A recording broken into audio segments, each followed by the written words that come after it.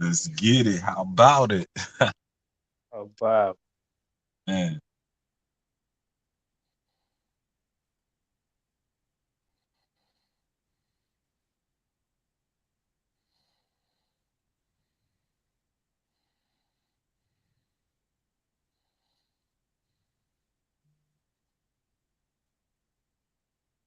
we're not getting no audio. Audio's off.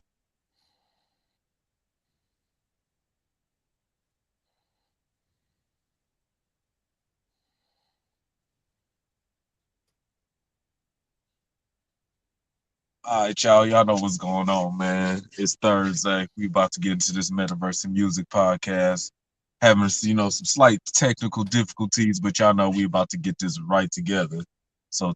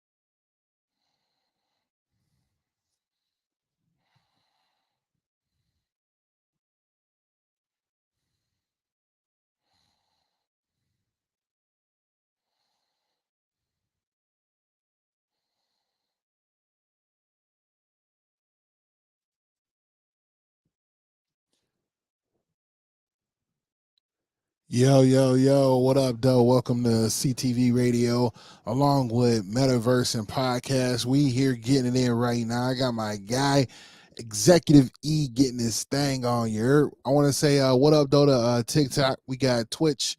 We have YouTube, Keys to the Street. Man, we out here right now, man. What up, though, Jaco? I see you in the building. Hey, guys, I want y'all to stick around. We're going to have an amazing interview on the way right now. I'm going to have my guy, Executive E, you know what I'm saying, kind of take the hand. But we got somebody special in the building, man. His name is Tony Ray.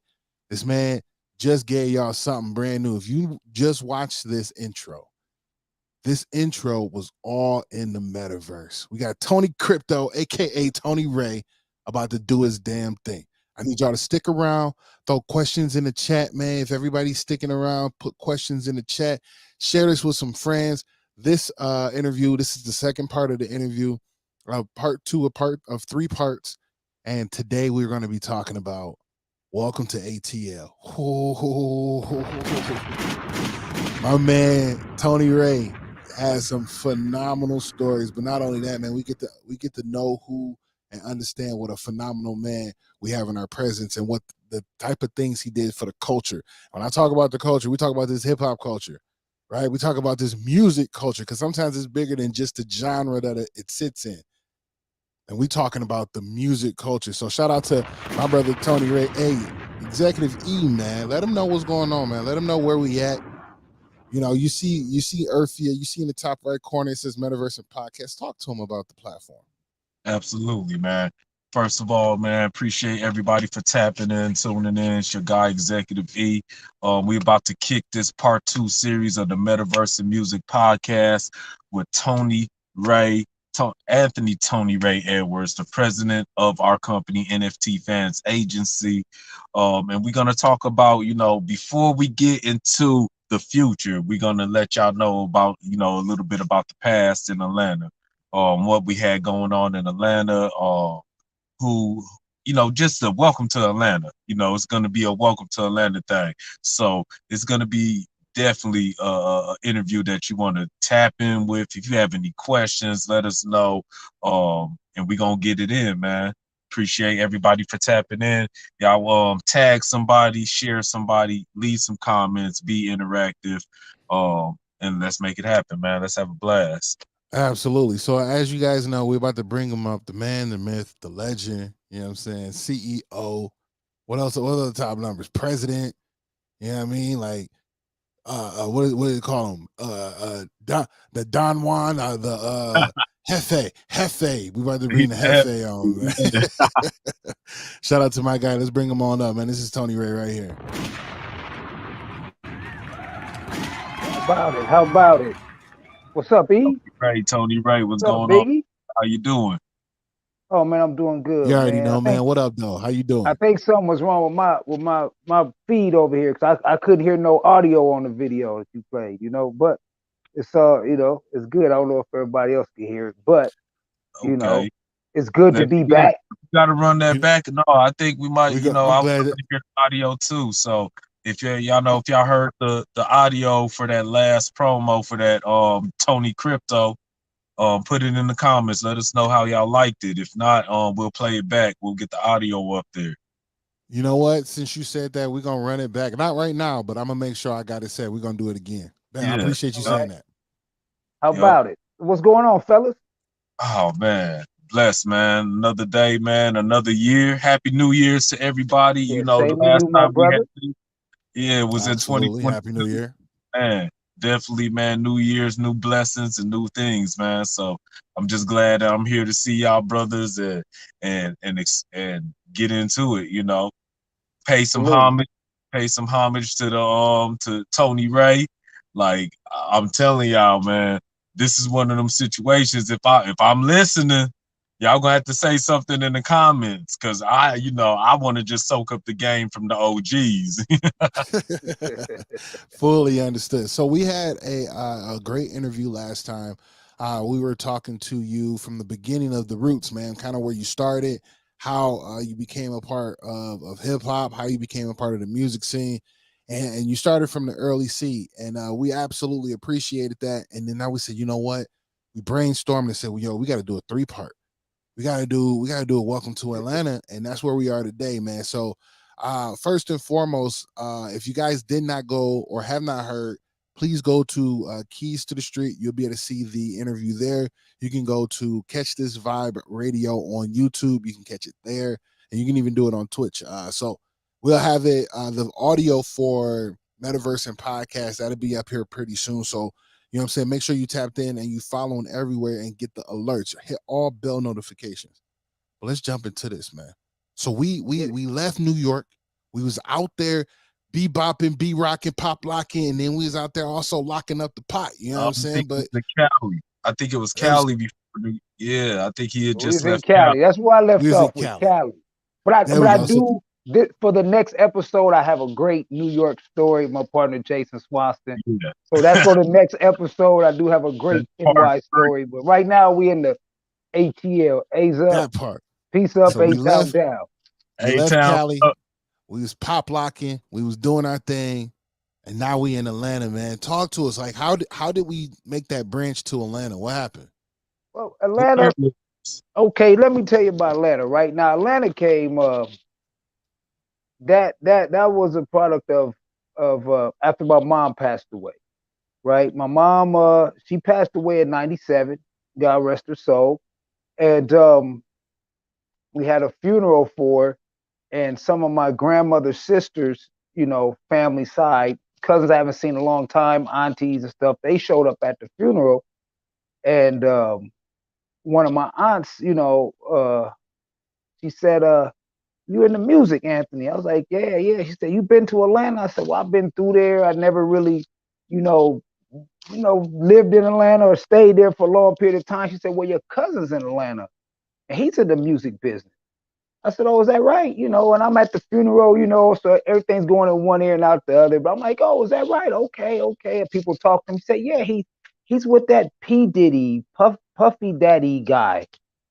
I said, oh, is that right? She said, yeah, yeah, he's doing that. And so I said, okay. So she gave me his number and I called him, and I had some other friends out there. So I said, I'm gonna go out there, see my cousin, see what he's about. And And what year? this was '97. 97. Okay. So I get to Atlanta, man, and I go to my cousin's, I go to my cousin's house, to say what's up and meet him. I haven't seen him in a long time, years, since we were like kids, and I go in there and his house is full of platinum plaques. I'm talking about from Jay-Z in my lifetime to the whole bad boy big plaque with all the platinum plaques in it. And then he had this big Destiny's Child plaque and this thing, Destiny's Child. He did Survivor for Destiny's Child. And I was like, wow, and that was my introduction really to Atlanta. In '97, I got out there. I met my cousin V Johnson, who I had seen a long time. I ended up getting with family, and my family was all connected in this music business. And like I told you before on the last podcast, I was, hitting the music business from, kind of outside. We was on the streets. I was with Easy E, was with the rap thing and trying to get in. This was the first time I've been with some cats on this level that was in, that was platinum, Grammy nominated. Everybody Did around us. he already have? Did he already have the Platinum House going? V had Platinum House. Platinum House had already been popping. And their whole circle, Shakespeare and all these guys, they were already platinum. And so I started working with my cousin. He had his company and he had a R&B group named Pretty Tony. It was like 5 girls, and one of the lead singer was Carrie Hilson. So I was with Carrie Hilson every day before she was like Carrie Hilson. Care. Yeah, and it was just a lot of things. And my cousin was he was so cracking that they had an ASCAP office inside of his studio. What? That's how cracking it was. When I tell you it was cracking, it was cracking. So they But basically like, anyway, hey, yo, skip the process. We're gonna do it all right here. We can do it all out the comfort of here. That's what's up. right, right. But and then my mama left me some money. When she had passed away, me and my brother split the money and stuff. So I bought me a house in Atlanta when I got there. I bought a house in the Swats, that's Southwest Atlanta. So I was like in the hood. You know what I'm saying? And it was like Campbellton Road. But you gotta understand, this was '97, man. So it's not the Atlanta that people know today. I got there at the best time to be in Atlanta because it was all still hometown people. Wasn't a Yeah. lot of out of towners. It This was one a lot of Outcast, right, and Goody Mob, Outcast and Goody Mob, Goody Mob. besides what Jermaine Dupri was doing, they were like the biggest things in Atlanta. Everything else was still hometown, but it was popping. When you went in the clubs, all you heard was Atlanta artists, but the world had never heard of them. but they were popping. I mean, you had the Hitman Sammy Sam's, Big Oom Records. I mean, it was it was really popping. You know, they had the 559, these different clubs, and so me being in the hood, and I took my lowrider out there. I had a '67 convertible Chevy with switches on it, and so I'm coming down, Camilton Road, hitting switches, and so immediately I kind of just got I was just in the hood, and I that became my natural surroundings, and I would leave there, go hang out with Dent and them, and do things. But anyway, I end up moving out of the SWATs, and I was moving up to Norcross, a little bit North Atlanta, and so I put the house up for rent, and this dude, his name, is Black, my boy Black, but he came, he said, yo, I want to rent the house, he called. And so I said, he came over there, and the house, it was 4 bedrooms at the top, and the bottom was converted into like a 1-bedroom apartment. So he said, we need the whole thing. I'm like, is that right? He said, yeah, man, I got a group that just got signed to LaFace Records and da da da. I said, that's cool, but they gonna be able to pay the rent. He like, oh yeah. It ended up being the entire Attic crew. I didn't know I was gonna have a whole Attic crew. I had the Young Bloods, Jim Crow. Everybody was in one house, my crib. And I used to keep my lowrider parked there at the garage, and I would drive down from North Atlanta and come into SWATs and pull my lowrider out and go ride, hit Campbellton Mall and the South Side stuff, But anyway, I ended up getting cool with Mark Twain, which was Cool Joe from the Goody Mob's little cousin. And he ended up teaching me about crunk music and that sound that was coming in. He actually taught me how to, produce that crunk music on a drum machine. He ended up later producing some music for me. But anyway, they wasn't top priority at LaFace Records at the time. It was Goody Mob and Outkast. Yeah, and they took a chance on him and said, okay, we'll push you guys if you can make some noise.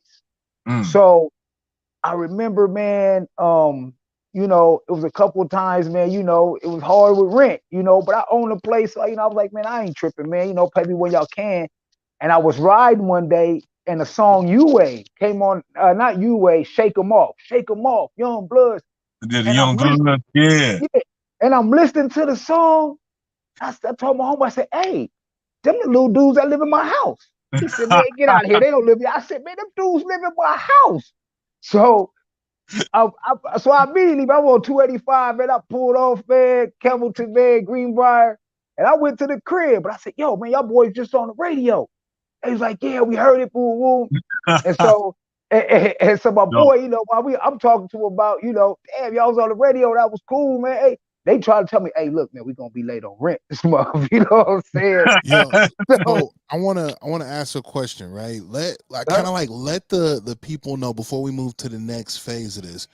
Let the people know how important it is to hear yourself, like to hear someone that you know so close and that you've been working with or paying attention to make it to like the radio, especially in Atlanta at that time. Like how, man, that was man, that was big.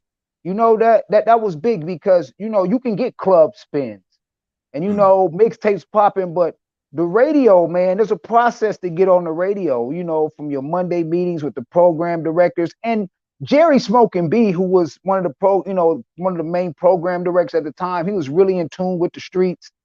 And if it was hot and it was playing in the clubs or she was bubbling, he'd play it. But at that time, it was huge to get on the radio in Atlanta because Atlanta was becoming Atlanta. And at that time, man, to be on the radio in Atlanta, I mean, it was everything because Atlanta was a big club, it's a club city, 7 days a week, so wasn't the if Olympics around that time too? this was after the Olympics. This is the year after the Olympics. Olympics was 96. Yeah, that's So what I think. if you could get on the radio in Atlanta, now your wealth is going up because at the bottom you can, hey, I'm on the radio, my song is hot, give me 5,000 to come to the club. You get 5,000 to go yell on the microphone at a club. And then if you turn that club out and get more spins, I mean, I know some artists who never left Atlanta, didn't want to leave Atlanta, never got play outside of Atlanta, but they're $20,000 to go to the club. And these dudes is making $100,000 a week hitting clubs. And you never heard of them. And that's how it was at the time, in Atlanta. So when them boys was like, yo, hey, we ain't gonna really, we might be short on rent. I told them, I said, look, I'm not gonna trip on rent. No more from this point. Y'all boys make some hits. Make some hits and get up out my house. You know what I'm saying? Make it. I'm not gonna trip on the rent. So once we got that straight, man, they was like, oh man, it's love. So everybody was there. I mean, from Jazzy Faye, everybody was at the crib. You know what I'm saying? And they're just hanging out and making beats. So it was a studio in the basement that I had put in the basement. Mark Twain ended up putting his studio in the studio I had, and that's where they made the entire first album at. And then, just to really show me some love. I mean, they made me part of the Attic crew. You know what I'm saying? Because we just got so cool. And then if you get the Young Bloods album, the first album, Against the Grain, on the credits, last but not least, they give a shout out to Slip because Slip was like, Super look, sweet. man, don't stress over rent. Y'all boys, and I remember when they made Riding Dirt on 85, man, we all in there, man. I mean, we party. Big Boy hopped on the record. It was like, Man, we out of here. It was like, you know what I'm saying? And I mean the Young Bloods, man, them been my boys, me and J-Bo, man, Sean Paul, Big Floaty, the whole Attic crew, man. That's my family. I mean, I went from being a LA dude to like, oh, that's Cali from the Young Bloods, from the Attic crew. So I was getting in, and so that's how that went. Now, the whole Atlanta scene didn't really blow up like it is today until the Super Bowl came there in 2000. Okay. And when the Okay. Super Bowl came in 2000, you had people that would never come to Georgia in their life. You got people from That, LA and New York. They ain't going right. to Georgia, but they Right. came for the Super Bowl and they got there and they was like, these dudes is partying all night. They like, man. look at these mansions you can buy for $200,000. Because back then you could get a mansion for $250,000. So That's it. so next thing you know, after the Super Bowl, by Everybody got 2000, by 2001, every major label basically had a sub office in that. Atlanta, Yeah. and people and Rightfully everybody so, was though. there. Right. Rightfully And that so. yeah, and that's when the boom. That's when the boom hit. And then at that time, Little John was DJing at the 559, right? And so Bishop, he's the Bishop of Crunk, my boy Bishop, he's the guy that actually was running around the club, taking his shirt off, getting crunk. He's the dude Little John was rapping about. The Um, whole persona Little John had, it was Bishop of Crunk. And okay. I used to pick them up in my lowrider and take them up to 559, pull up in front of the club on three wheels and all that, and get the club. And then one day them boys wanted to put records in the back of my Chevy, man. I said, you know what, y'all gotta find another ride, man. I ain't putting no case of records in my whip, bro. You know, that's true story, man. That's how that went down. And then, them boys over, Rob and Vince, all them boys from Lil Jon's label, man. I watched them build that, from the ground up out of a little house, and so I That's was around for a lot of that, and So let me ask this question before you move forward, because right now we're listening to two different eras meshed together, right? Because you're leaving the pioneer stage of Atlanta with Big Boy, Outkast, Young Bloods. Like this at this time, I'm starting to realize, okay, the South is starting to come up. Wheezy, Hot Boys, all these guys are like out at one time. This is one motion of right, music that we're talking about. And now you're moving into this crunk era, right? right. This Think and about that was a when great era. exactly. Think mm. about when they started to do it out of the grain. What unique patterns or unique ideas did you see them come across or do to get them to the level that we had seen them rise to? Like, what did you see that was like, damn, that shit is phenomenal. Like we gotta What we gotta keep doing this kind of You know what I seen, right? I seen, for one, I seen a demographic of people who didn't care what was going on nowhere in the planet. They talked their own slang, they Yeah. rap, they had their own style. And then, right, they had, you understand, you had Clark Atlanta, Spelman, Morehouse, Morris Brown. All these colleges shared one quad. So at any given time, you could go to the quad and there was at least 2,000 people walking around, students. And Oh, then they had the clubs. So they had the college clubs to where these, they always had people come from all over the United States to one area, and these people were leaving with their music. And I was able to watch these people take this energy, because all crunk is an energy. It's just an energy. Yeah. It's a way turned up energy. It's like if your car is started and you try to start it while it's starting, it's gonna go. That means they're gonna be like, yo, it's already crunk. Stop, it's crunk Oh. already. it's That's what it is. Oh. These dudes, they like when you already lit, they still turning up. lit. They was crunk. And I love that Hey, energy because I lit. came from LA. You don't bump into each other. We don't get crunk in LA. What? That it was gonna be somebody dying. I mean, they pushing, Yo, and I fell in love with that Tony, energy, I man. think the hold video. on, bro. Videos was You wild. And just you don't give a damn. We don't give a fuck. Right, Like, right. you You just know, blew my fucking mind, bro. That is the best analogy ever. If the car already on and you try to turn, it's crunked already. That shit's it's crunk. fire, bro. Them boys was crunk. They That's great cranking, analogy. you know.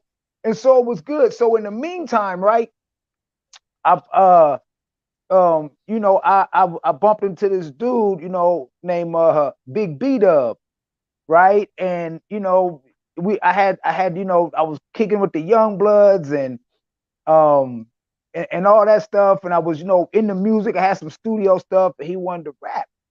And you make a long story short, we end up starting a record label called How About It Records. And this was 99. We started How About It Records. And I had my boy Cheeto Gambine from the north side, who is Quavo and Takeoff, rest in peace, and Offset. He was their big homies. Actually put them on stage. We actually put the Migos on stage for the first time in Gwinnett County with a song wow. called Bando. You know what I'm saying? But my little homie, Wow. Cheeto Gambine, is their big homie.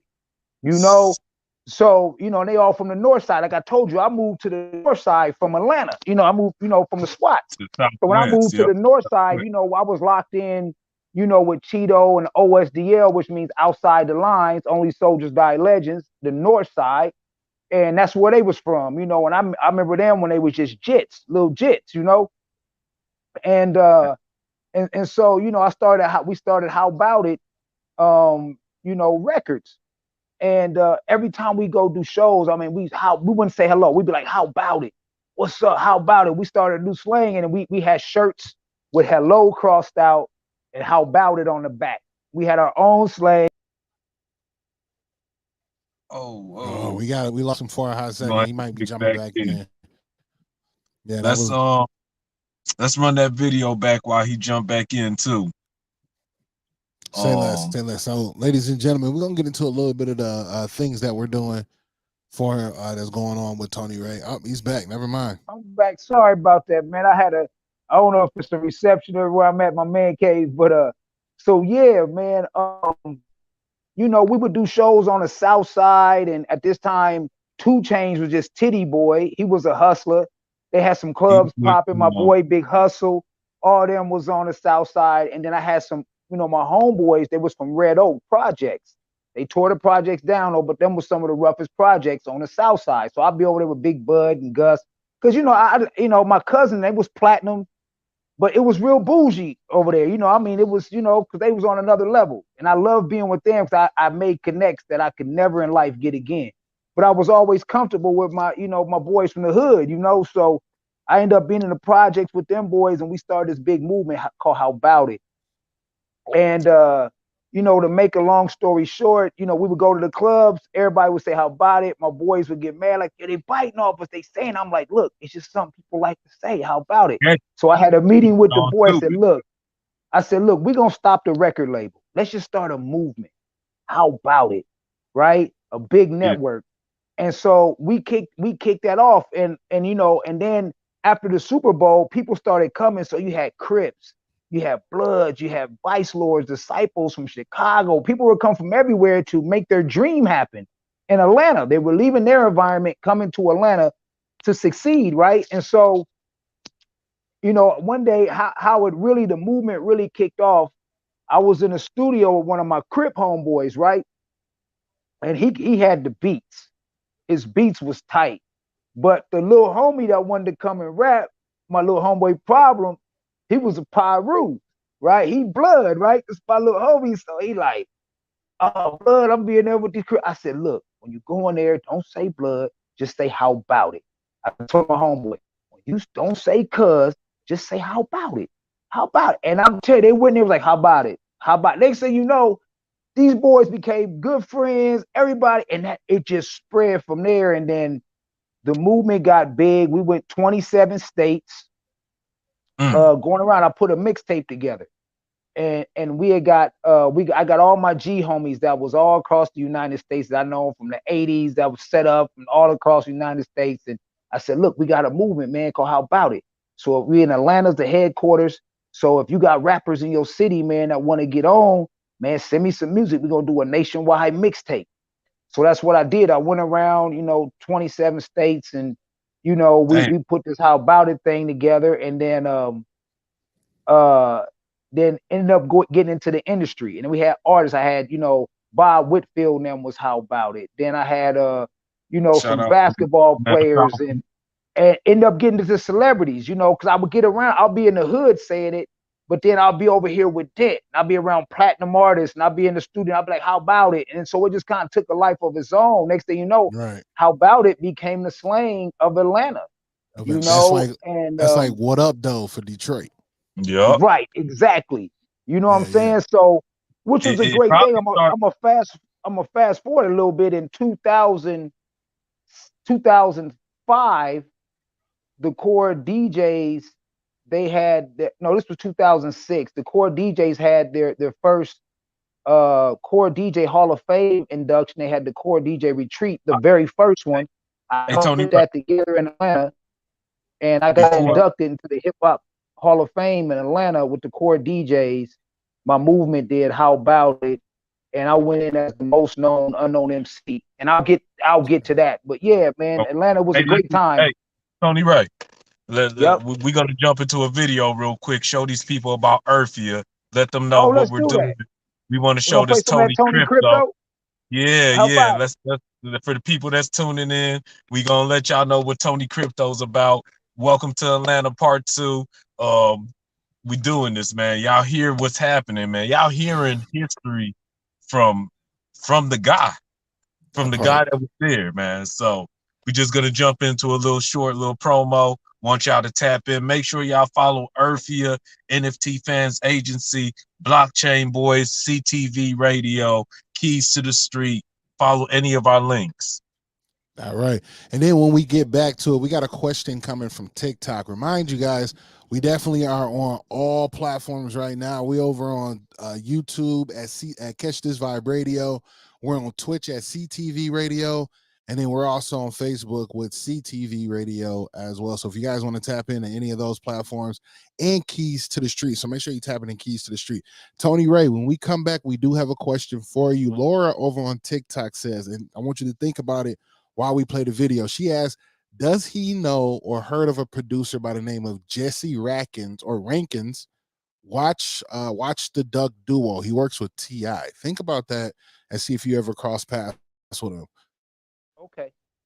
But we about to get into it's called Tony Crypto. Let me know if y'all hear this, man. If Tony you do, give Crypto. me a thumbs up. Can we hear that song? Can we hear it? Nope, nope. I'm not getting the feed on my end. Do we not hear it? No, that's a no-go? Okay, all right. Hold on one second here. Let me go ahead and do this one more time.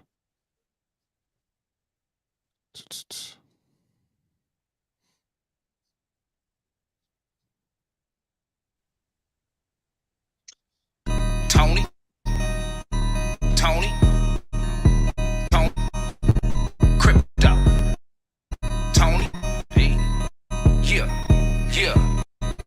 Ex King got heat. Tony, Crypto, Tony, Crypto, Tony, Crypto, Meta, whip, Tony, Crypto. Can we hear it? Can we hear it? We good? Yeah, I heard it. Yeah, it's starting to catch up. It's a little choppy. It's a little choppy, but it's starting to catch up. I think started over. The stream is just a little choppy. If we Let's give can't it get one it more all the shot. way through, yeah, if we can't get it all the way through, about 30 seconds into, we'll just jump back into the interview. Yeah, but y'all can go right on YouTube. Tony, crypto, Tony, yeah, King God Heat.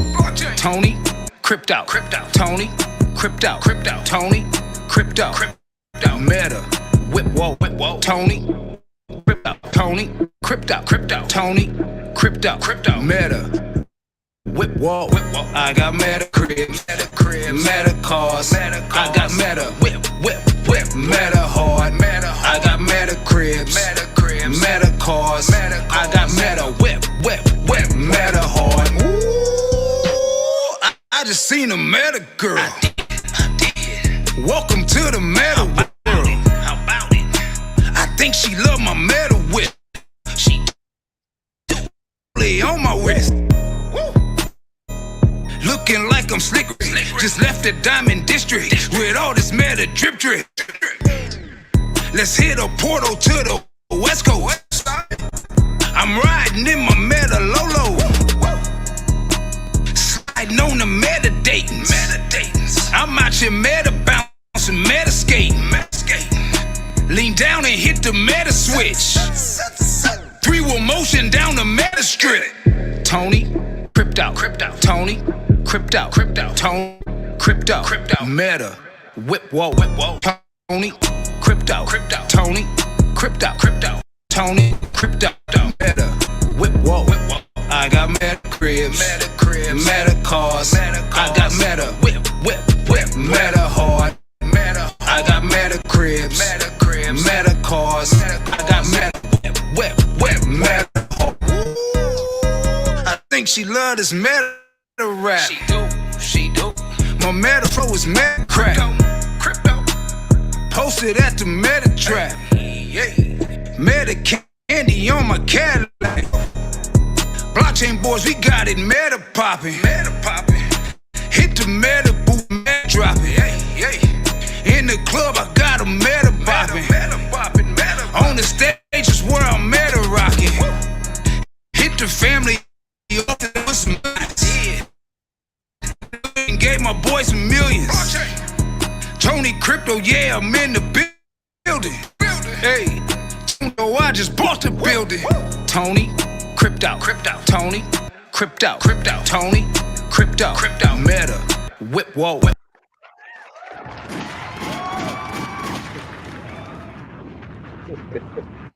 Yeah,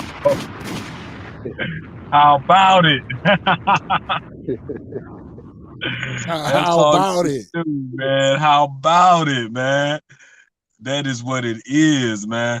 Hey, y'all definitely go check that out on our YouTube channel, NFT Fans Agency. We have that video up on there. We just uploaded it today.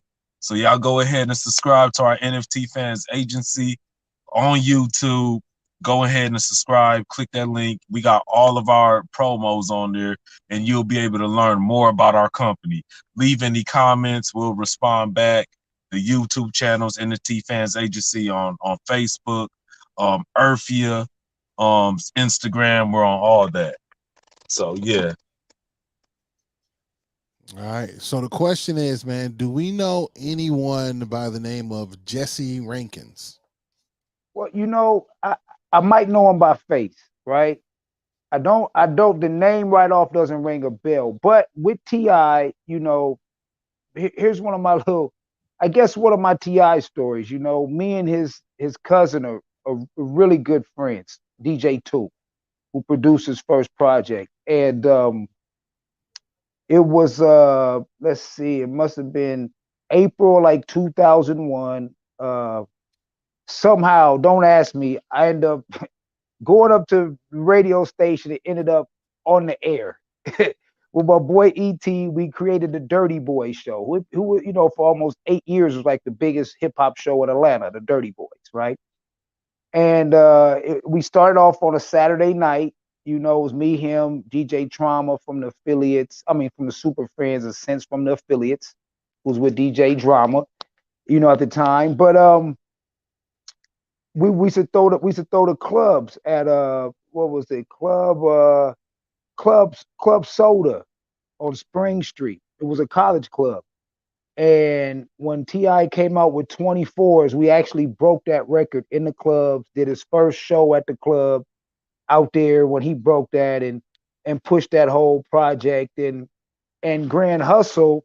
You know, when I had How About It, uh I threw a big How About It party out there, and we had 3,000 people up in this club. I mean, it was people couldn't even get in the club. I had to go get Jagged Edge in the club. I had to go get a lot of people in the club because it was just too packed. The police would let people in the club. But anyway, David Banner performed. All the major ATL artists performed, but Grand Hustle came, and Grand Hustle, they tore the whole show down for about an hour for free. And it was so crazy because they were begging me. Country Kane was begging me to get the mic, and I ended up giving the mic after David Banner, and they kind of got on. But yeah, that name's not familiar, but I'm pretty sure, you know, if I see his face, I probably know him because I knew a lot of people by face, or you know, and I was bad with names, so I just called everybody How About It, you know. I feel it. Hey, and again, guys, on all these different platforms, man. If you guys got questions, drop them in the chat. We will definitely Yeah, make sure that Tony answer them. and Yeah. some of the things, you know, I'm trying to think of, you know, some pivotal points in Atlanta for me, right? Was let me see, was working with Tupac's mom and the Outlaws, right? Okay, Now, Wow. now the Outlaws, finish them your was my, story, man. yeah, man, rest in peace and Pac, you know, and it was an honor because I kind of like, you know, I had a, you know, we had a, you know, in our How About It movement, we had a movement called Angelic Riders, and that was just, you know, we looked at each other as angelic because we were bringing all these people together who were usually at war, Crips, Bloods, you know, Vice Lord's disciples, but we were like, we're not gonna let this man-made street, basically bullshit, right, get in the way of us succeeding. I'm not gonna let something like the word cuz and the word crip or the word blood and a blood gang get in the way of me recording this record just because the engineers are blood and I might be a crip. We gotta make a hot record. So as we got all this unity together, man, it was the first time I remember going to a club. We clocked 100 wristbands one night, right? And I had 100 people with me. And when I looked around, it was all Crips, Bloods, people from different cities, and I'm like, this is this. I mean, it was phenomenal. And I had the Outlaws with me. I kind of put the little homies on my back, and um, they gave us the green light. Afeni did. They were opening up the Tupac Amaru Art Center. They were building that, and they wanted to do a mixtape, you know, a double CD, and they gave it to me and my partner DJ Rip at the time, you know, from the Core DJs, and it was a DJ Rip and Super Slip. That was my nickname, Super Slip, and we put together a double disc. We had an 800 number that we just gave out to everybody that went to a record. And it was like, yo, do you want to be on a Tupac record? Call this number, leave a message. It was at gas stations. And we had over, man, 500 calls. Yo, this is such and such from Detroit. Got to say what's up to Tupac Long. And we had all these phone calls in the middle of the songs. And one disc was strictly Tupac and all the unreleased outlaw music that you never heard and some of his greatest hits. And then the other disc was the Outlaws with the new features like the game. We had Boss Hog Outlaws and everybody here, and they got 5 mics in the source. Um, that disc did. It got, you know, it got a lot of accolades that year, and we had you know, opened up the Tupac Art Center, you know, in Stone Mountain. It was great, and that year, this was 2005. We did a tour pushing the album, and it was the Outlaws, it was Trick Daddy, Too Short, and Tech Nine. And you know, and it was it was a crazy experience because I actually had a microphone on stage with the Outlaws rapping Tupac lyrics with the it was just so surreal, you know.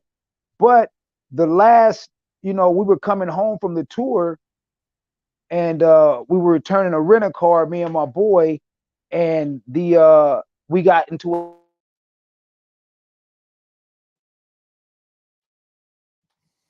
All right, Little just one like second. He'll be technical. back. Yep, yep. Shout out to All right. Nikki Nicole.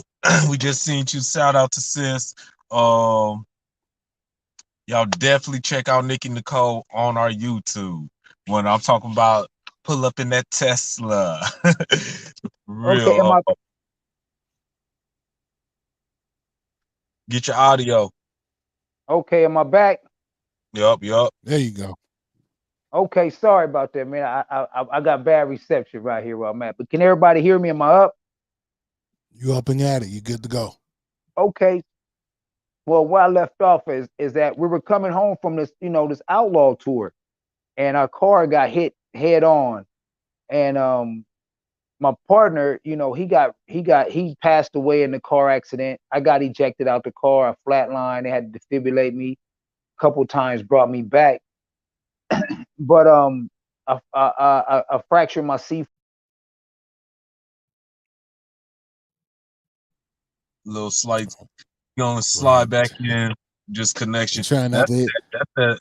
that Florida weather, man. Right. Right. You telling something. They like, no, no, no. We don't want to. Yeah.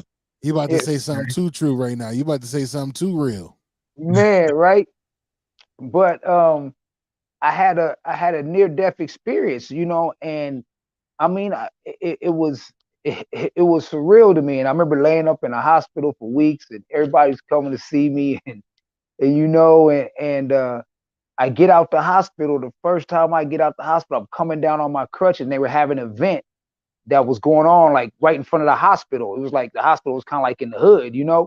Uh, and Grady Hospital was. And soon as I walk out the hospital, standing right there in front of the door, didn't even know I was getting out, was Young Noble and Tupac's young cousin, Stormy. And they're right there in front of the hospital, man. And my boy Mark, my boy Chair, you know what I'm saying? And I took a picture with them. It was classic. And I immediately, got back to working in the studio. Now, at this time, me and Bob Whitfield from Patchwork, we started a little company together. He said, "Look, we need to do the How About It Records, again." I knew him from Law.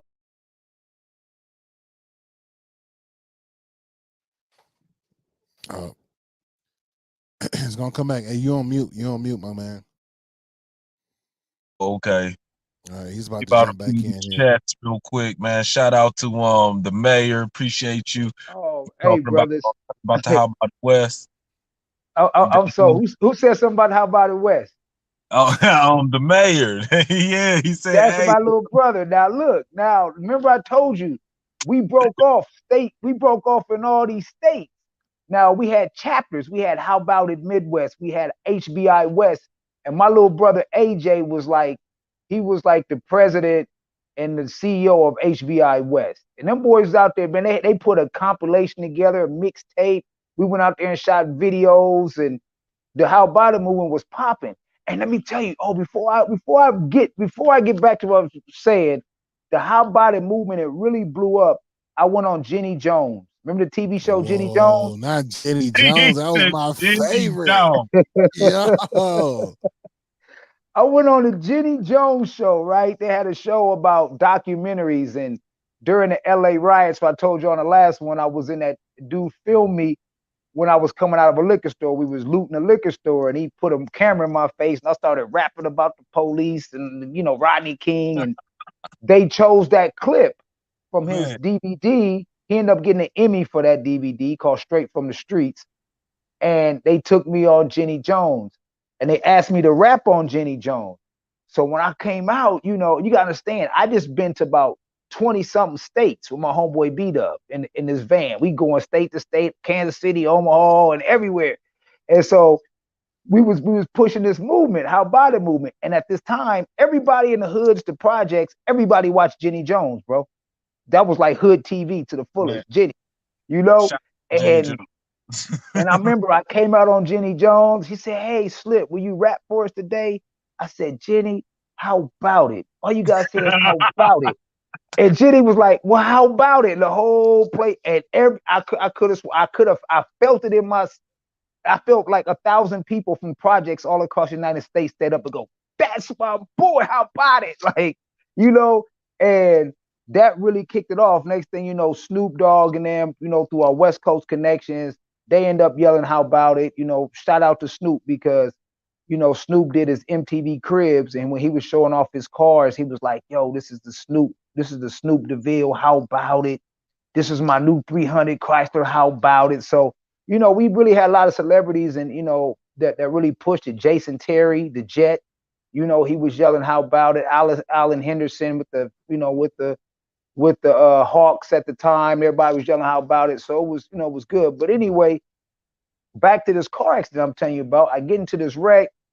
You know, um, I split my face and all that, and I came out. Everybody said I looked like Denzel after the car wreck. So it was a silver lining around the dark cloud. But anyway, um, me and Bob Whitfield, he had the hottest studio in Atlanta, Patchwork, and he Mm. wanted, he was playing with the Atlanta Falcons, and he was like, "Yo, let's kick off How About It Records. Let's do How About It Entertainment again." So we started kicking that off, and I'm at the studio one night at another studio. We had like a couple of little sub studios, right? So I was at one of the sub studios at a big room, at a studio place called Vision in Atlanta, and I heard this rock band playing, and they was jamming, but it was actually just a bass player and a guitar player, but it sounded like a full rock band through the walls, right? And remember from the last segment, I told you like, from coming up, in the whole Cypress Hill era and with the Booyah Tribe and what I was doing in Atlanta, in LA at the time, I knew about the rock scene. So I beat on the door, and I tell the dudes, I go, "Yo, you know, what's up? That stuff sound dope." They're like, "All right," they call me a rap guy. "Okay, rap guy, can we get back to doing what we was doing?" I'm like, "No, it's really dope. We need to do something together." They're like, "We don't do rap," and they shut the door in my face. I ended up beating on the door. To make a long story short, we ended up starting a rock band, heavy metal band called 5150.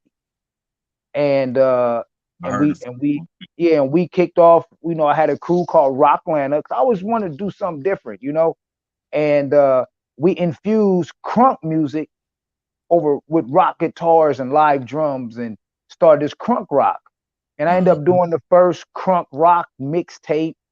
We end up doing some stuff with Little John on crunk rock and a lot of artists in Atlanta, with the crunk rock, and then my boy Jason Pittman and all them boys that was from the crew, they end up doing Party Like a Rock Star, and Man, DMC end up I coming can to re- Atlanta, and I I end can up doing. remember hearing "Party Like a Rock Star" and on some real shit. I'm like, yo, this is a new alternative crossover that I'm fucking with. I end up getting a wallet with the chain in it.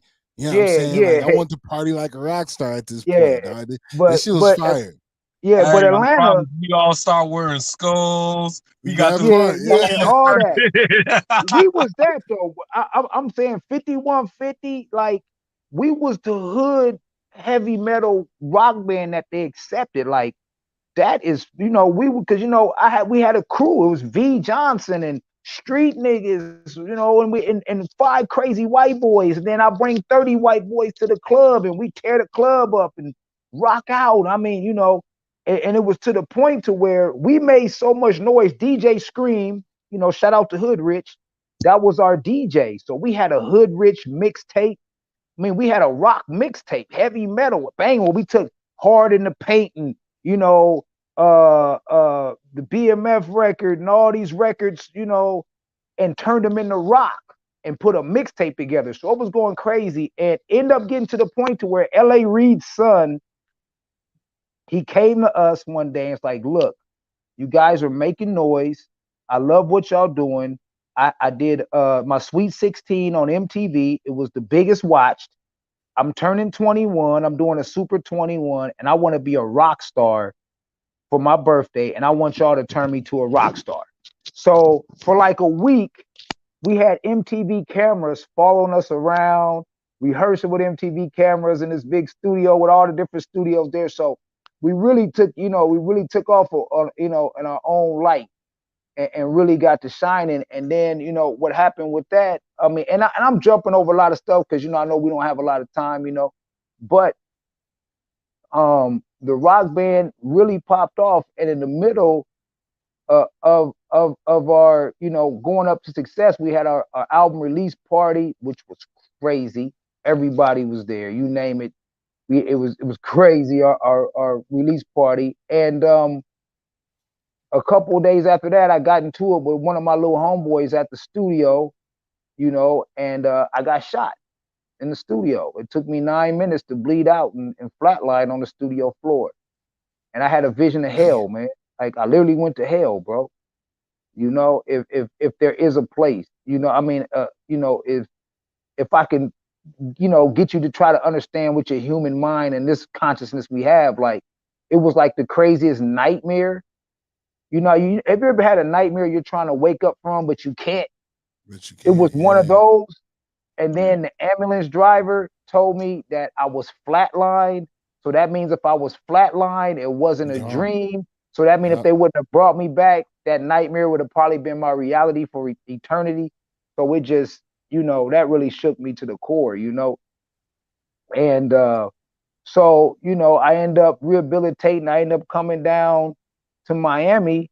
This was now I fast forward to 2011 with Young Jeezy and my partner Showbiz and them, and I ended up coming down to Atlanta. End up meeting my wife in Atlanta. I mean, coming down to Miami, Miami. Yeah. meet my wife in Miami, and that started a whole new chapter in my life So in Miami in 2011. But Atlanta, man, before, there's so before much you stuff. left, before you left Atlanta, did you connect with Shorty B down there in Atlanta Oh, too? Shorty B, that's my man, that's my uncle, man. We Don Boss, man. He can't see it, but I got his name tatted. We got our company tatted, Don Boss. Now, Shorty Uh, B, man. Shorty B is my OG. That's my uncle. Shorty B's got more platinum and more diamond records than any hip hop producer I know. You man, know, and he brought me in the game. You know, I there's nothing I can say about Shorty B except I love the dude with all my heart, you man, know, for what he's done for me and just the mentor and the stuff. I mean, you know, I'm talking about from Yin Yang Twins, man, to Future, when Future just had little bitty dreads, man, when he was just young in the studio, man. I mean, you know, you got to think, Shorty B, a lot of people think he's just a bass player. He's a no, producer who plays the yeah, bass. They would see him with the bass, think he just played bass. Shorty B was, I mean, you know, I'm talking about, man, hit, from hits, yeah, hits on top of hits, and you know, and what he got last year, he had the most spins at radio. He just got an ASCAP award for Cardi B backing it up. Cardi He B. produced he produced That's backing it up for class. Cardi I B. Salute. see. Hey man, Salute. You shout out to know, and man. yeah, that's a Shout salute, out you know, to my A man. salute. OG. Ooh, But man. we got a company called Don Boss, and I'm, you know, I'm the president and co-partner of that legendary production company, you know, that has, you know, too many credits, you know, Man. from Outkast to all of the Too Short records to Dangerous Crew, you name it, you know, Ludacris, Ti, you know, everybody. TLC. I Yeah, seen TLC, TLC up there. everybody. You know, Shorty B's, you know, his list is crazy, man. But yeah, Shorty B was one of my mentors out there, man. So before you move forward, and this is just real brief. A lot of people may not know Shorty B. Can you give like a brief description of who he is so people can be like, oh yeah. Okay, Shorty B, here's the producer and one of the founders of the Dangerous Crew, which was a production company in the 80s and the early 90s that came out of Oakland, California, that produced all of those Too Short records that gave you that Too Short slapping bass. That's what he Mm, was known for. I mean, he played with Digital Underground. He played with EU and them doing the blood. He even played with Funkadelic and, you know, Parliament and those guys. You know, he's an OG. But he ended up coming to Atlanta and mentoring the Jump back in there. Shorty B might even jump back in when we pop on. right. But, man, like Unc is so dope. Like he's been helping me out, mentoring, giving us. I'm talking about soaking up the game with pure intentions. When you talk to Shorty B, Yeah, the you just feel the pureness. yeah, Yeah, yeah. yeah, you hop back Sorry in. about that. Yeah, but Shorty B, man, Shorty, Shorty he just a legend, man. He's just that's all I can say about Shorty B. He's a legend. Just look him up. Just you can go to YouTube and type in DonBossent, Don Boss Entertainment. And it's gonna be all kind of Absolutely. videos and just, he's an all around great, just a genuinely, good hearted dude, man, who's helped a lot of people. I mean, from Tupac, on. I mean a lot of them Tupac records, man. That was Shorty B on the bass in the production, Gotcha. But he Yeah, mentored me a lot, man. Shorty B, like I say, that's my partner, on the production side. And love Unc, man. We gonna have Shorty B up here on one of our next interviews real Absolutely. soon. Unc, like I said, Unc is amazing. Every time I call, he picks up. Hey, Twin Cities. We bringing them to the Twin Cities. Can y'all hear what we saying? So some of these artists and some of these people that we are talking about, they will be in the Twin Cities in 2023. So tap in. High School for Recording. You got to tap in with High School for Recording Arts. Shout out to TC Ellis. We got so many bass guitars and production down there. We finna blow it up. How about it? Yeah. How Professor about it? Middleman LLC how said, "How about it? about it?" Who is that? Um, Professional Middleman LLC. Okay, okay. Well, how about it? And and like these stories. I mean, really, they really need to do. I just need a movie. I need a movie about my life, You need, man. Because hey man, it's so. hey, Biopic. Hey, I it's was coming thinking the though. same thing. A big old I mean, biopic of it, man. it's so much. I Biopic mean, in the what we did in metaverse. Atlanta. Like, It's gonna be in the metaverse. like I was in Atlanta. I had an iced out car in Atlanta. And I'll send you a video. The spaceship in On that. Bankhead. It was a spaceship. I mean, all right, so that story. Let me tell you that story, right? That's another crazy story, right?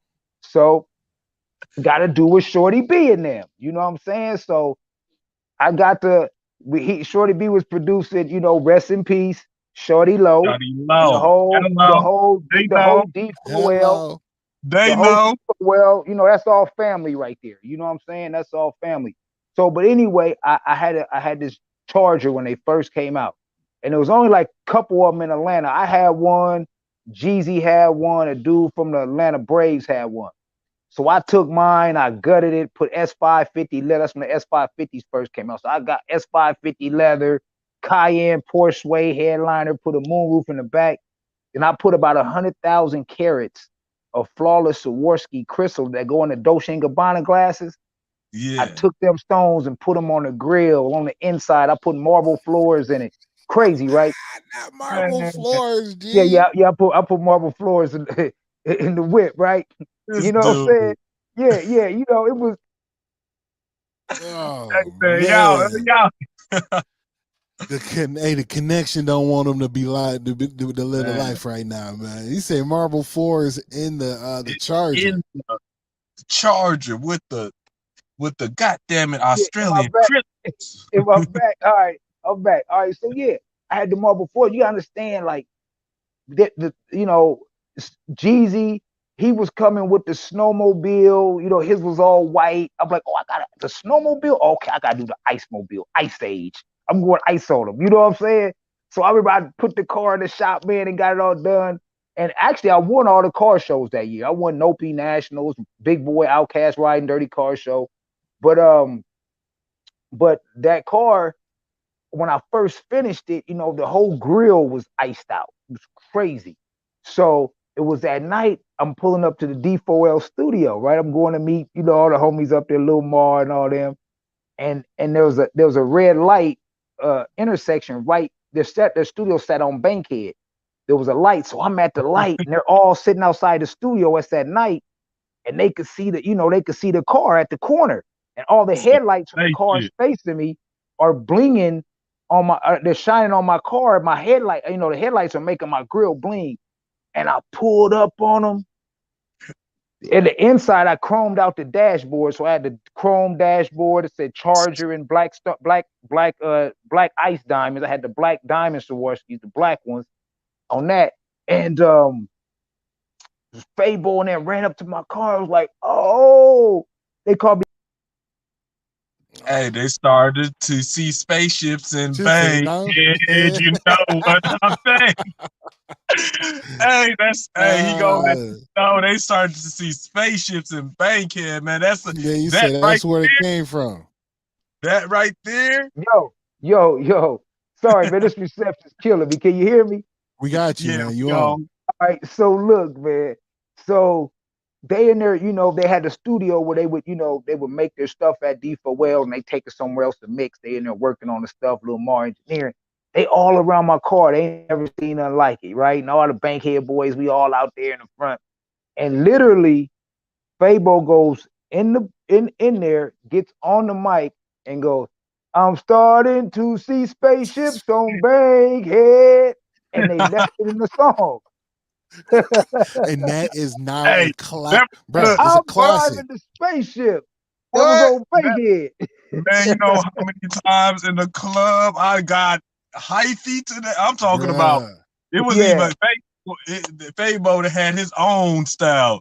So D4L, I mean LO show man, shout out to Shotty Low, man. Stunt man, Shotty yeah, Low, stunt man. Fabo. Oh Man, I'm man. telling you, when I heard that song, I even listen to it to this day. That Yeah, What? is one of my and favorites. That's I'm gonna tell you one thing. One thing I learned from my D4L boys, right? Them boys, you know, they taught me how to work a record. They taught Atlanta how to work a record. I mean, their song, "Shake That Laffy Taffy," Yeah, yeah. that Talk about song, it. they worked that song for 3 years Okay, before the hold on, world hold on, heard hold on. it. Now it's been fun listening to the stories and all, but now you're getting into the meat and potatoes of some things that I really hope that everyone in here is starting to listen. So TikTok, Twitch, YouTube, Facebook, like y'all really need to pay attention to this right now, right? D4L is a staple in a lot of people history. We all know about D4L. We all know about Snap Rock, Lock Lean, Laffy Taffy, spaceships, but he's about to get into something that a lot of artists right now don't equate to branding, marketing. They don't equate to the hustle part of it, right? They're not equating that to the grind of it, right? So you say they know how to pitch or work a song. Talk to us about the tactics that they went through for the song you're talking about in particular. See, and it was more than just damn, but they really pop into my mind. I mean, that song was like 3 years. Oh, he broke. Okay. You said, hold on, say that again. That song was 3 or 4 years old. Okay, we Before don't the have any world ever audio. heard There it. we go. Right. Before it got to regional, national radio, I should say. Okay. So in You know what case I'm anybody saying? didn't hold on, Tony, hold on. Because you kind of blipped out a bit, but I'm gonna recap that. So in case to any of my artists that are out there, I'm gonna look you in the camera. To any of my artists out there, that song was 3 to 4 years old before it was even heard nationally. Right. So the city was fucking with it for about 3, 4 years and then Before continued anybody knew what it was, before the world knew what it was, that part. And we're in they the song that they we're they had talking a about. record. Which song is it that we're talking about again? Take that Laffy Taffy, the Laffy At Taffy this record, current man. moment, it is one of those songs that if they were to play it in the song and you just heard dun, dun, dun, dun, the dun, dun, niggas had everybody no Oh, knows what it is. you know what it da da is, da. These hear that and da da da. I mean they made sure. I mean, and it's like another one. Let me tell you, my brother from another mother, Pastor Troy, right? We was my How About It crew. Pastor Troy, he joined my How About It crew. It had to be like late '98, going into '99 when he came to Atlanta. He came up from Augusta, and there was a down south Georgia boys, but there was only like three dudes with him. And we met him in the club one night. He had No More Play in GA, right? And he had the No More Play, and we in the club. And at this time, we crunk, man. We out there, we in the middle of the club with no shirts on, 20 deep, pushing people. And when his song came on, we turned up. And he was like, yo, I got another show tomorrow night. Can y'all come? I was like, man, can you get us in? He's like, I'm gonna get y'all in. And we all showed up. We met in the parking lot. We went up in the club with Pastor Troy and but No More Play in GA. And then we ended up we were at the birthday bash. It might have been like birthday bash number 3 or number 4. And he was having a problem with New Orleans with Master P. And Master P pulled up. Man, that boy got to yelling, we ready. We was all backstage about 20 some deep. We yelling, we ready. And Master P got right back on the bus and left. He left. Dog, and you know how And that we read. and you know what I'm saying? We read, like Pastor Troy, like, so like and I've done so much. Yes, I was in Atlanta like 12 years. So Atlanta, there's Come on now. This is amazing, man. Look. This is amazing, man. If you guys are in the chat, man, if you guys are listening to this, hit us with a hashtag CTV Radio. Hit us with a hashtag MNP. You know what I'm saying? But let us know how you feel about the stories that you're hearing right now. Tony Ray is right now dropping exclusives. Welcome to Atlanta interview with Tony Ray, aka Tony Crypto.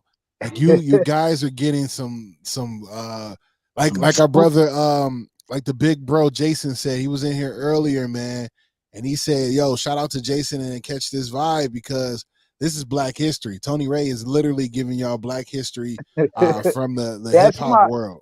See, I can't wait to get to that segment. Like, part 3. I love going down memory lane. There's nothing wrong with memory lane. I love it because if you don't know where you came from, you're not knowing where you're going. You understand? But the future, I'm a futurist now from hanging with this dude, Jason. Not only is he like my brother, he's my little brother, but he's my big brother.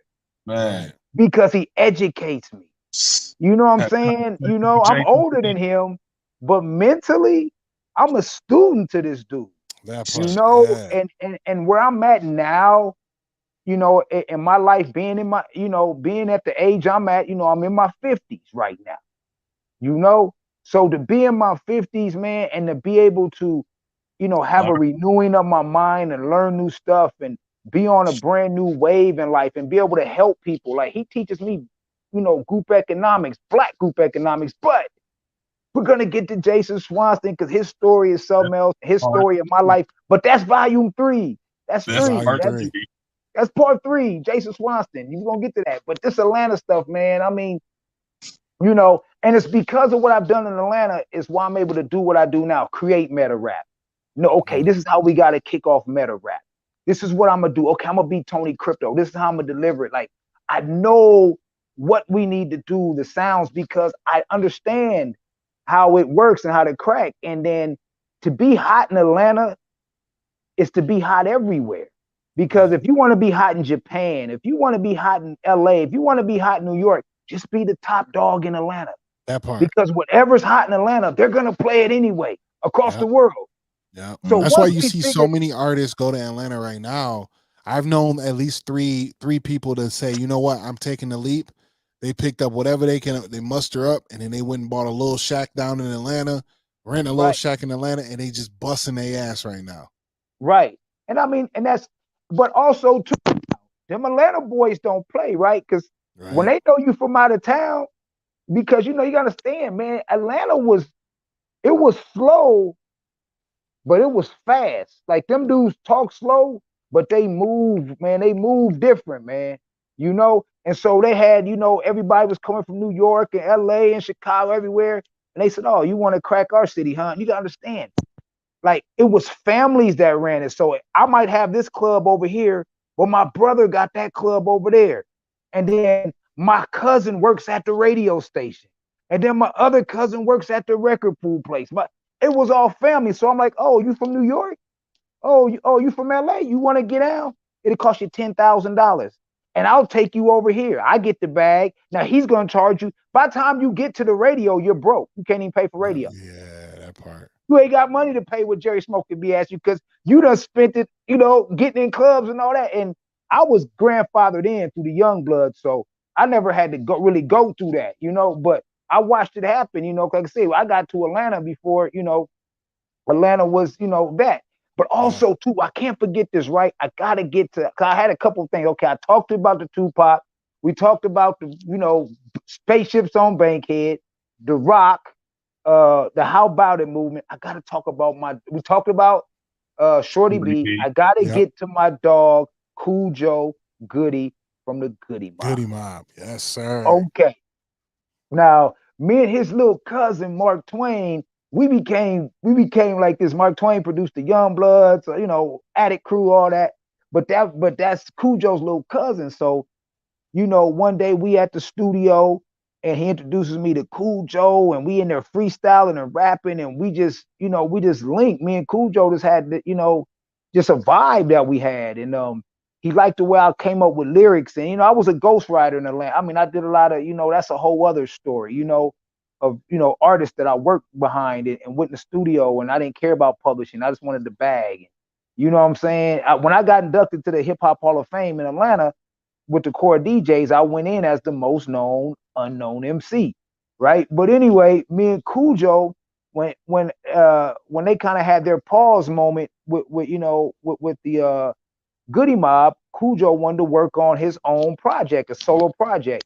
So he called me, and I helped him put a single together and help him put his album together, and just really kind of was there with him, and I had a single with him called Bending Corners. You could just look it up, Cujo Goody Bending Corners. We had that record Bending Corners, and the crazy thing, right? We had a show, and I was doing shows. It was just me, Cujo, his brother Flap. You know what I'm saying? Shout out to Big Flap, and my Mexican homeboy Casino from LA that I brought to Atlanta with me. We was doing shows with Cujo, and we went to Chattanooga. We did radio. We did a show in Chattanooga, and we must have left Chattanooga about 1 in the morning, right? He dropped me off, and when he dropped me off, he was supposed to go home, but Big Boy and them ended up calling him, so he ended up going to the studio with Outkast. And he might have left there maybe like 11 in the morning. And when he was driving, he fell asleep at the wheel and got into a wreck, and that's how he lost his leg. Oh. And I never forget, his wife called my house, and I answered the phone. I'm like, Tiff, his wife Tiff. I said, yeah, what's up, Tiff? She crying. She thought I was with Cujo. They got into a wreck. She was calling to find out if I was straight. And I said, what happened to Cujo? He didn't make it home. She was like, no, he got into a wreck, and oh man, it was bad. But that's when he lost his leg, man. Well, Crazy. I was with him. Like I was on stage doing, cell therapy with him, and people don't dance no more. Oh, I'm up there with Cujo, and it's just like, it was time of my life, man. It was like so real. I'm like, 'cause I went from doing stuff with Tupac, Family, the Outlaws, Goody, and I just had I say hip hop, man. I've had fun in hip hop, man. Absolutely. I lived a great life in hip hop, bro. But that right there was really, changing. It was like I watched them, man. And then I'm gonna tell you, this was so cold. We banged on it. I had to bang on CeeLo for a minute because at that time CeeLo, left and was doing his thing. That's my boy. We was all family, but Cujo, he had a hard time, raising money to get his leg, to get his prosthetic. And I'm like, wait a minute, all these dudes in Atlanta, where was y'all at when we was on the road?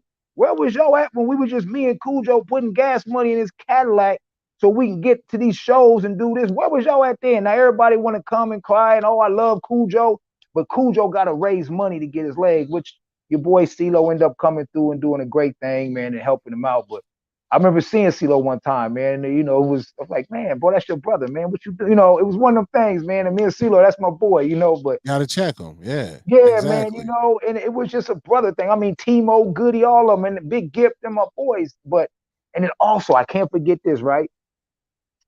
I had a record. I almost blew myself in Atlanta. I ended up getting that car wreck, right? When we was out there with the young blood, I mean with the outlaws, and I had a record called Super Nigga. I did a record called, and that's the energy you hear on Tony Crypto. If you know, I Yeah. come from that crunk, you know, and I did crunk. I was from LA, but I feel like I could do crunk, and I would do it harder than anybody because Hold on. Salute, man. Salute. Hey man, y'all hear what's going on, man. He's about to tap back in, man. This has been amazing. Yeah, Hey, yeah.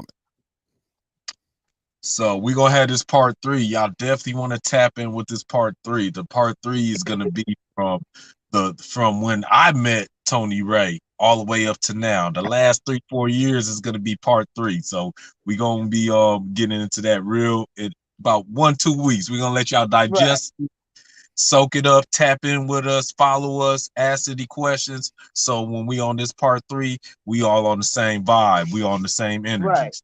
Right. And also, you know, all these stories intertwine and link. So in part three, some of the stuff I didn't talk about on this, it has it's really, you know, it links what I'm going to be talking about in part three, you know. So I'm gonna cover a lot. But you know, one thing I gotta say before we get off here is that I had a song called Super Nigga. That was the energy we was on. I was riding around the ice. You know, we were everything was, you know, we was doing it.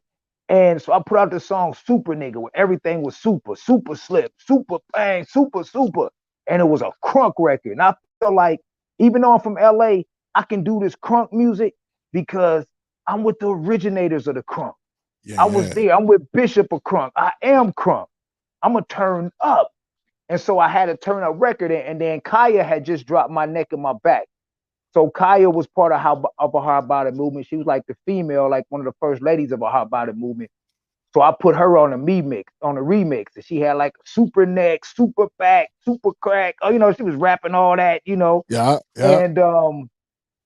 and it was me and Big Hustle from the South Side, and and I was performing that song too when I was out on the road with the Outlaws. I come out with the super song, and I got into the wreck. And while I was laid up in the hospital, Bone Crusher he had that album out, Never Scared. That was his single at the time. It was hot, and I was in my rehabilitation stage, you know. Man. And Bone Crusher's wife, Anissa, me and her went to junior high school together in L.A. She's from L.A. So she contacted me and was like, "Hey man, you want to sell that record? Bone really wants to buy that super record from me." And at the time, I never forget, I was up at they had a club called Club Chili Peppers, and my single was hot at the time. All the DJs was just starting to push it. It was independent, but I knew all the DJs, so they was playing it. And I'm coming, and Young Jeezy walks up to me, but he's not Jeezy at the time. He wasn't really rapping, you know, like that. He had a record label. He had an artist called Cross who couldn't stay out of jail. He had the twins and them from, you know, they had their you know their little thing going, but he was really just hustling. He was rich. Jeezy was rich. He's riding around in a Lambo. You know what I'm saying? But but Jeezy came up to me in the club, was like, "You super nigga?" I'm like, "Yeah." He's like, you know how you do that. I like that. I like that. That's super, you know. And I end up selling the song to Bone Crusher, and it was supposed to be Bone Crusher's next single after Never Scared.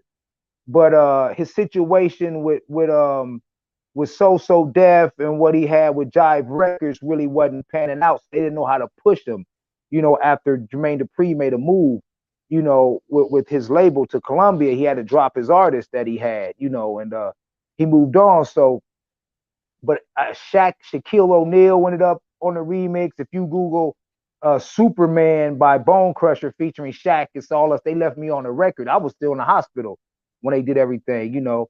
But you know, I ended up, you know, getting out, you know what I'm saying, and that record was popping, and then they paid homage to me, you know what I'm saying? Which I told Jeezy, I mean, you know, you could have said my name, dog. He's like, yo, I gave you some love. I said, yeah, you know it. Everybody at ATL know it, but the world don't know. You should have said it. But when you Yep. hear it put on for my city by Young Jeezy, half of his first verse was inspired by my verse on Super. You know, we say hustle out the Super 8. Nah, I'm super straight.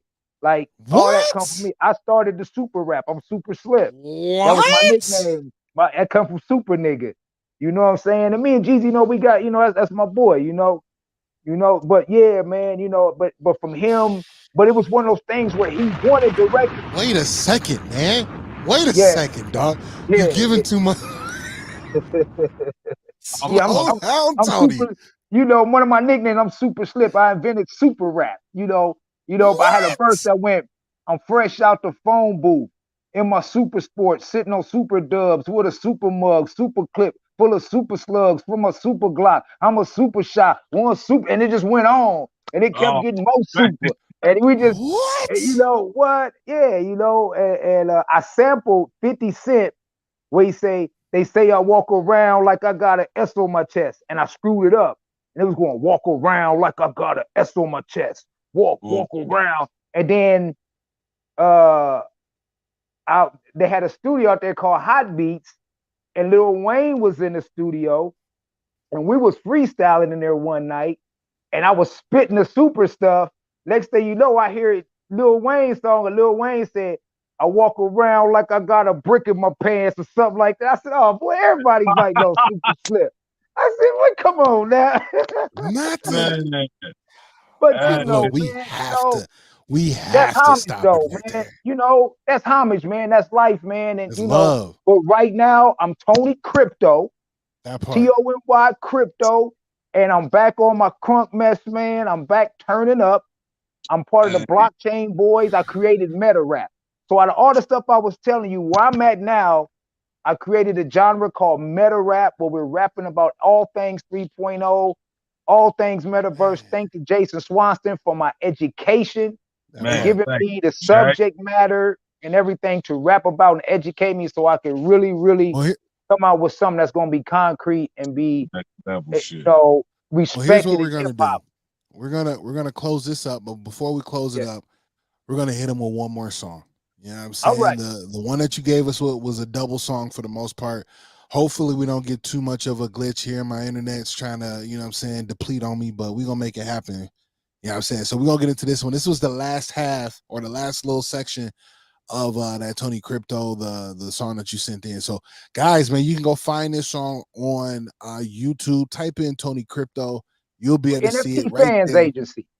Go to NFT. So you can do YouTube, it. Hey, put it NFT Fans Agency, and agency. you gonna enter into our metaverse. You're gonna see everything: meta rap, That part. artists, condos, mansions, cribs, buildings, you name it. We got it. Ain't You Check already nobody out out know. there doing Let's what we doing. go ahead and give them Earthia, a taste of it. EARPHIA. Y'all type in Earthia. We're the only Earthia metaverse, multicultural metaverse, black Exactly. launching this year, 2023. Y'all, hey, we launching real soon. It's gonna be a blink of the Oculus of the Right. goddamn. Not even a blink of the eye. He said a blink of the Blink of the Oculus. Oculus. Let's go. Let's jump into it, man. Go catch this vibe, yeah? Tony Crypto, blockchain voice.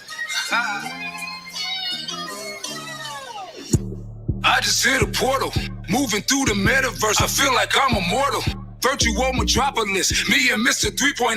Blockchain boy, MetaMerc, we going digital. Chrome Meta 30s, Meta Chevy, that's my metaverse. Moving NFTs like quarter keys, got that metal work. Stacking all this crypto.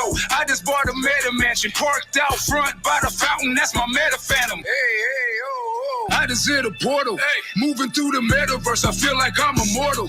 Pull up in that meta yacht, dock it at the meta spot. Hop off in that meta dome, sliding down the meta block. I came to meta scorch the top, dropping meta hits, stomping through your sandbox. In my meta G6, smashing through your roadblocks. My lyrical algorithm keep manifesting Yo, meta Biggie. quap. Crypto. Do my meta walk, watch me do my meta walk. Do my You hear meta me? walk, watch me do my Yeah, meta I can't hear the walk. music. Is it Do my playing? meta walk, watch me do Yeah, my it's meta playing walk. through. Oh, there was no music on that one? No, it was playing through. Everything was going through.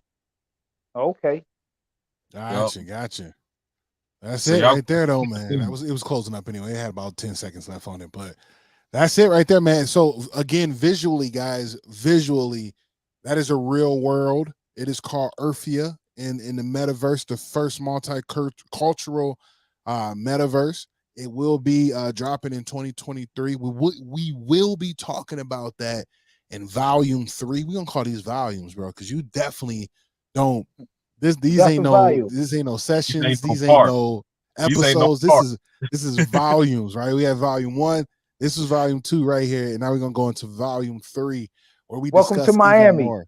That part. Welcome to Welcome to Miami. Miami with We did a Tony lot in Ray. Miami. Right. We Yeah. heard some great stories tonight. I do want to make sure that you guys please go follow my man Tony Ray. You can find him on Facebook at Anthony Ray. You can find him also on YouTube at NFT Fans Agency. Yeah. You'll also be able to see Earthia as well. So when you go visit that and watch those videos, subscribe, hit that bell notification. So when they drop new songs and new visuals, you'll be first to see it. Again, Earthia, you don't want to miss it. EARPHIA. Earthia is the first multicultural metaverse. You tap into the Oculus in 2023, you'll be able to get hyper real estate or hyper realistic. hyper realistic real estate, right? This is open to the people. But not only that, beyond just what Tony Ray has talked to us about, we have a plethora of new people, or not new people, but just amazing celebrities that are tapped in with NFT Fans Agency and Earthia. You don't want to miss it. This here is the Metaverse and Music podcast. You don't want to not be a part of this, because some of the things that you'll end up hearing from here is super stellar.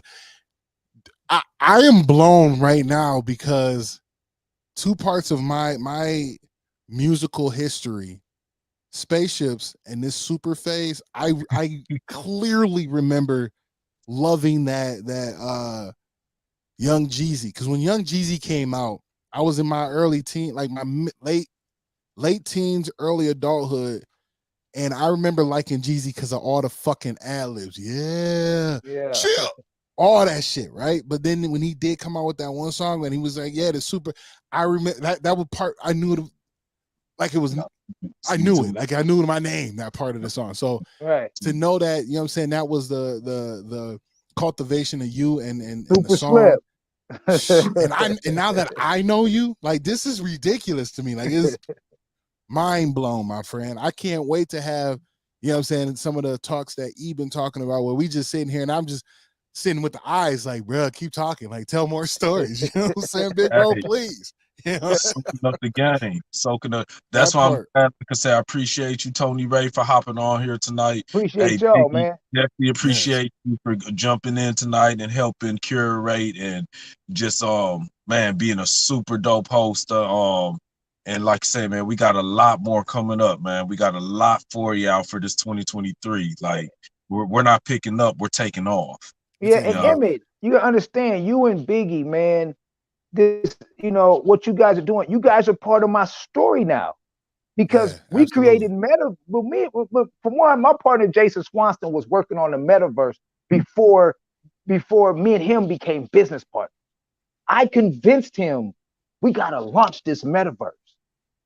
He didn't want to launch it. He was holding on to it. We had the NFT fest. I said, no, we got to go metaverse. He said, all right, Tony, I don't really want to. And that's a whole other story. But now that we did that, and it came out of his head into my head, and we manifested together with our team, now I'm on a Metaverse of Music podcast. Like, Man, like this is part, this That is part. part of a story. Like this is like volume 5. Yeah, yeah. And the my crazy part oh, is, man. you allowed us to document it for you. You know what I'm saying? Right. So the first 2 volumes are documented, whereas they might not have been before. Like, who knows? Like, I don't know personally that you've talked about what you've talked about, Cali to Atlanta, and now it's on record. Like, this Right, is you the etched first in. one got a document. I'm telling you, on video like that, I don't do interviews like this, Exclusive. man. I don't do that. I'm just Exclusive. saying. I I'm don't, just saying. you know, I don't do that, man. But Emmett, let me tell you, man, Emmett, man, if I had $1 million, man, he have 800,000. Cause I Man. know he gonna go take that 800,000, turn into 3 million. That part. Because Emmett, man, ever since day one, man, when I met Emmett, Emmett had his own thing going on. Emmett turned his own thing into what we were doing. And he runs with it's his for one, because he's a stockholder. But man, he pushes. I wish everybody that was in our company did what Emmett was doing and move like Emmett, man. Emmett is, Thank I you. mean, I salute Emmett. Emmett is down. He's our day one man with this. And Emmett called me and told me you got to hop on a Zoom. I don't care what it is, what time it is. I'm hopping on. I'm supporting Emmett because Emmett go every day. Emmett wakes up on my mission. It's his mission. It's our mission, It's and we hard. need more brothers like 100%. Emmett. So I 100%. salute Emmett. Yeah. Thank you, So man. I Thank will you. say this. Going into volume 3, you cannot be in the man cave. We're gonna oh need no, you I'm not gonna be. upstairs. I'm not gonna be in the man cave. You know what I'm saying? We can't have you in the man cave on volume 3. You know what I mean? All right. All right. Ladies and gentlemen, this is it, man. We come to the end of the show. Again, you just heard a great story from our brother, Big Bro, Tony Ray. If you missed it and you're just now coming in, thank you. Hit that like button, tap that screen, share this live. But you can definitely go to Catch This Vibe Radio on YouTube and rewatch this whole thing. And if you like it, make sure you hit the bell notification. Make sure you hit the subscribe button. But not only that, soon and very soon, we'll have the Metaverse and Music podcast on YouTube on its own. So you'll be able to tap in with that too as well. But as of right now, make sure you tap in with us on YouTube at Catch This Vibe, one word, radio, and you'll be able to see this this broadcasting. We are excited that you guys have been here. Thank you for your time, Tony. We appreciate you so Yo, much, man. Volume 2 was so spectacular. Atlanta was crazy. I can't wait to hear about Miami and the future, ladies and yep. gentlemen. We will be talking in You know Volume what? 3, I Miami think and the for Black future. History Month, we're gonna kick off Volume 3 for Black How Ooh, History. about it? I think they give us ooh, enough time. Let's kick How that about Black it? History Month off the right way that because this part, is history. Y'all watching history in the making, and y'all hearing history that's been made. that part, So Right. that part. we gonna add to our month. So shout out to TikTok. I see you guys over here. I love you. We appreciate you for rocking with us the whole time. Shout out to To Keys to the Twitch. Street, we see you guys. Thank you for rocking with us the whole time. Catch This Vibe Radio on YouTube, CTV Radio on Twitch, and then CTV Radio business page on Facebook. We thank you all for rocking with us as well. This has been a stellar time, and we are out, man. Any words or where they can find you, Tony Ray? Let them know. Hey, just you go to Facebook, man. Just type in Anthony Tony Ray. Everything will pop up. Go to Instagram. Put Anthony underscore Ray underscore. My face should pop up, man. And best thing I can tell you is YouTube NFT Fans Agency. YouTube NFT Fans Agency. You know what I'm saying? And that's that's the best place. But thank y'all for having me. Thank everybody in TikTok and all the other social media platforms that we're on, man. Thanks for watching, man. And I see y'all on volume 3. How about it? How Oh, about man. it? All right, man. Yeah. Have a good one, guys. Thank you, guys. Yeah. Oh, before we get out of here, let me tell you one thing, too, man. Freddie's World, I see you over there on TikTok. Everybody continue to be your absolute best because being empowered starts today. We live life, we love unconditionally, and we seek growth. When we do all 3 of those, we're in our alpha state. So stay primal and get after it.